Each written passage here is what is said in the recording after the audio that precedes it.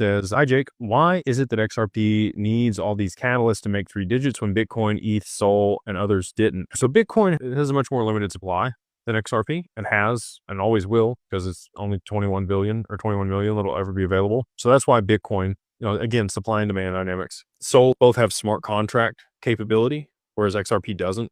We might end up getting hooks migrated to the mainnet where it has lightweight smart contracts like XLM. XLM, you also haven't seen a huge price rise in that, even though they've implemented Soroban smart contracts. There's been a bunch of other things that have tied up those tokens that limit the supply. And now we have that same dynamic playing out for XRP with the spot ETFs that have launched. You've got, collateral or capital that's being held for the commodities trading.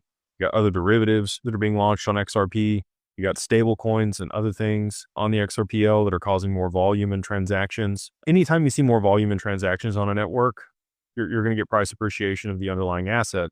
And so, Solana and Ethereum, because of the smart contract capability they had on those networks, NFTs were huge on those networks. We really didn't get a whole lot of volume for NFTs on the XRPL and adoption here. And then you've also seen a bunch of other smart contracts developed in Python and Solidity and on Solana that have real world, some real world application. The lending protocols also have, tied up a bunch of the supply. We have XLS 66, which will be borrow lend native on the XRPL, which I think will also, cause XRP to be locked up and less be available, and less supply and more demand means higher price.